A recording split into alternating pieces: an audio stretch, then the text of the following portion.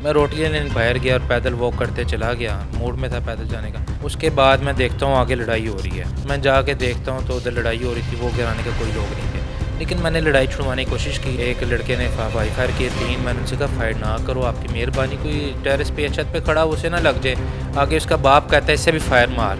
जिसने फायर किए थे उसका नाम क्या है? मकसूद। मैं उसका पिस्टल पकड़ लेता हूँ, ठीक है, ऊपर कर देता हूँ, उसके हाथ से फायर चल जाता है। वो मेरी गोली आर पार हो जाती है, मेरे इसमें मुँह पे भी छींटे खून की।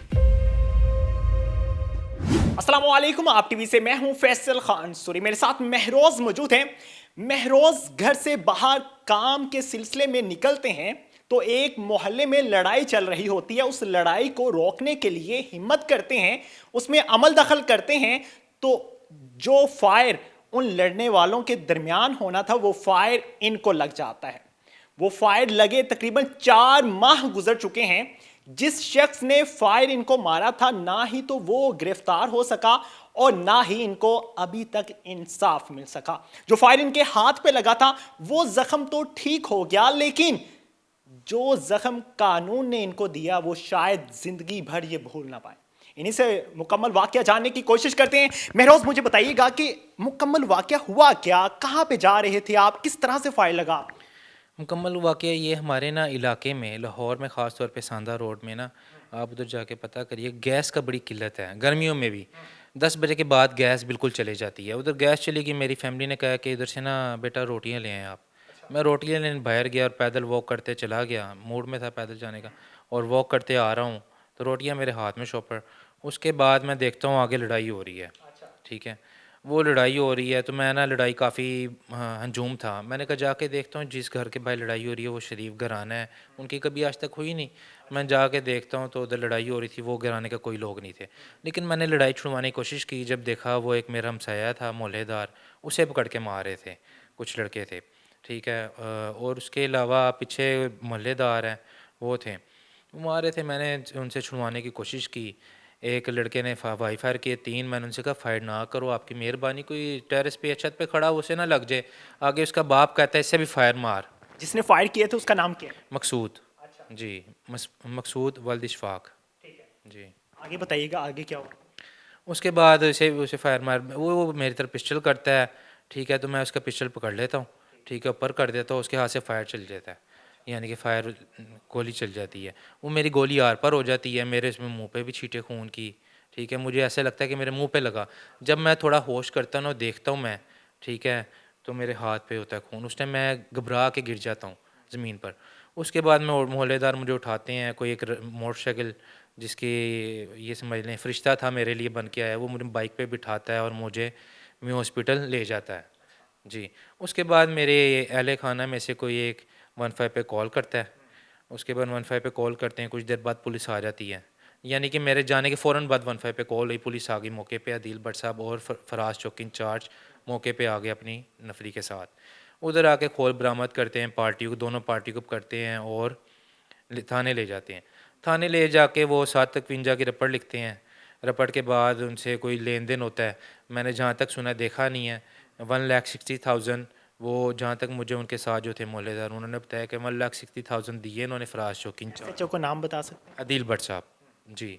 एसएचओ अदील भट्ट साहब भी मौके पे थे। उसके बाद जनाब ये उनके सामने सारी मीटिंग होती है। जो मुझे किसी मोहल्लेदार ने बताया, उसका नाम नहीं ले सकता मैं, उन्होंने बताया कि मैं साथ था, इन्होंने मेरे सामने 1,60,000 दिए। तो उसके बाद इन्होंने रपट लिया है, ठीक है, और एफआईआर यानी कि बाहर आ गए हैं, ठीक है। उसके महरोज, इस वाक्य को कितना अरसा गुजर चुका है, डेट क्या थी? 19/7/2022 का ये वाक़या है। वो डेट मुझे आज तक भी याद है। आपने फौरी एफआईआर दी थी? मैंने दरख्वास्त दी थी, मैंने, मेरे घर वालों ने 15 पे कॉल की थी, लेकिन मेरी 15 के कॉल पे ये मेरे उस पे कोई अमल दखल नहीं, यानी कि नहीं हुआ किसी किस्म का भी, किसी ने एक्शन नहीं लिया। अभी मैं तक एफआईआर नहीं हुई?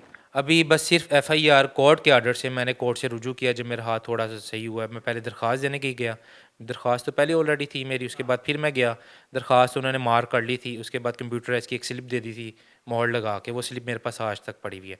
उसके बाद मेरे उन्होंने कहा कि आपसे ना कोई जिससे दरख्वास्त मार्क होती है वो आपसे रब्ता करेगा। मैंने कहा ठीक है, मैं वेट करता रहा। 10 से 12 दिन गुजर गए, किसी ने रब्ता नहीं किया। मजबूरन फिर मुझे कोर्ट जाना पड़ा, कोर्ट से रजू किया 22A शायद 22B की मैंने रिट की, ठीक है, एसएचओ के खिलाफ। तो उधर जाके मुझे तकरीबन काफ़ी देर बाद, महीने बाद ना, मुझे कोर्ट ऑर्डर मिले एफआईआर की जाए। वो ऑर्डर लेके मैं जनाब थाने में गया भट्ट साहब के पास। भट्ट साहब ने कहा देखते हैं, थोड़ा सा मुझे टाइम दें। वो आप एएसआई है मकसूद, उससे मिले। मैं उससे जाके मिलता हूँ, मैंने मकसूद साहब को सारी बताई स्टोरी। मकसूद साहब मुझे कहते हैं मेडिकल आपका किधर है? मैंने कहा मेडिकल तो मेरे पास नहीं है, मेडिकल तो लेना आपकी ज़िम्मेदारी है।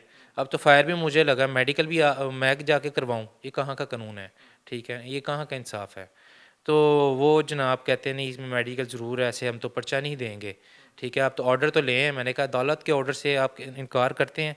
कहते हैं नहीं, लेकिन मेडिकल लाजमी होना चाहिए। उन्होंने मुझे मेडिकल करवाने के लिए दोबारा भेजा। उन्होंने फिर कहा आप मेडिकल करवाने जाएँ। ठीक है, मैंने कहा टाइम लिया। मैंने कहा किस टाइम जाऊँ? उन्होंने कहा सुबह जाएँ। मैंने कहा ठीक है, मैं चले जाता हूँ।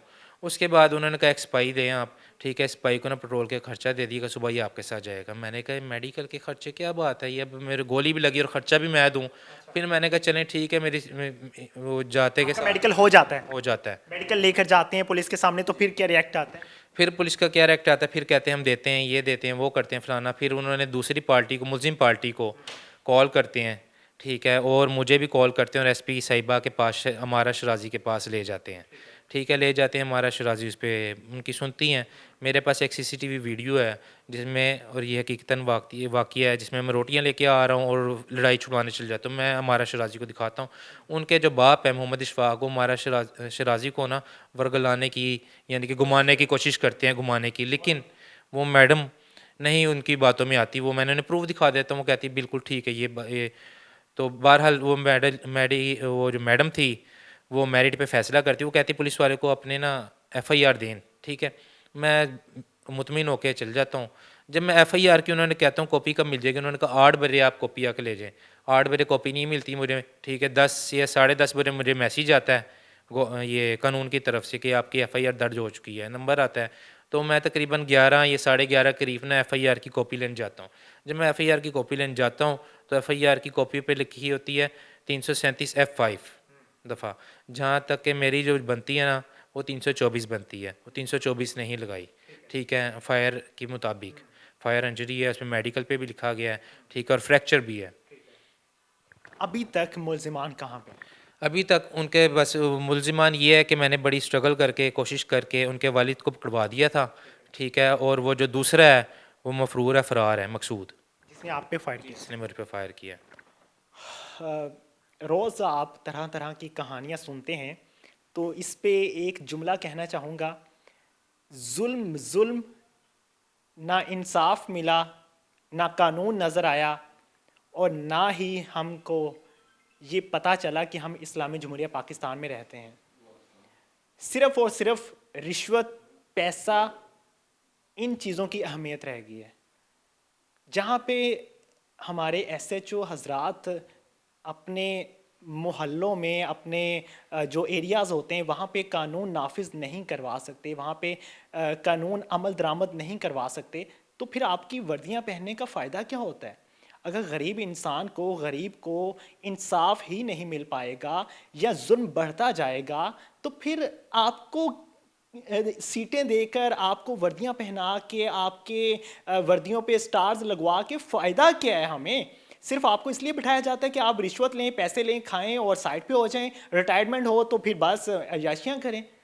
रहम करें इस कौम पे। आप लोगों के सामने इस तरह की स्टोरीज लाने का मतलब ये होता है कि आप लोग आवाज़ उठाएं कि पाकिस्तान में कानून सख्ती से अमल दरामद होना चाहिए, और अगर नहीं होगा तो हमारी कौम बर्बाद हो जाएगी, तबाह हो जाएगी, जुल्म बढ़ता जाएगा, एक दूसरे को मारना शुरू हो जाएंगे, और इर्द गिर्द इतना गंदा माहौल पैदा हो जाएगा कि हमारी सोच भी नहीं वहां तक पहुंच पाती। रहम करें इस कौम पे प्लीज़। इस बताइए। मेरी एक अपील भी है वज़ीर आला पंजाब परवेज़ लाई साहब से और डीआईजी पंजाब और सीसीपीओ लाहौर से। ये मेरा इतना जो ज़ख़म इतना गहरा नहीं था, इतना दर्द इसका नहीं हो जितना दर्द मुझे पुलिस वालों की वजह से हुआ है, जो इन्होंने पैसे लिए, हरकत की। मेरा ये बस है कि पुलिस वालों के ख़िलाफ़ भी, जो सरफराज था, चौकी इंचार्ज, और अदील भट्ट साहब और उनके जो दीगर साथी थे अमला जो 15 की कॉल पर आए, इनके ख़िलाफ़ सख्त से सख्त कार्रवाई की जाए और मुझे इंसाफ दिलवाया जाए। मैं उम्मीद करता हूँ कि कार्रवाई होगी, उम्मीद कर सकते हैं हम, क्योंकि हम इस्लामी जमहूरिया पाकिस्तान में रहते हैं, जहाँ पे कानून नाफिज करने वाले अदारे हरकत में ज़रूर आते हैं, और उम्मीद है कि अब ज़रूर आएंगे और करेंगे एक्शन। इसी के साथ मुझे दीजिए इजाज़त। अल्लाह ने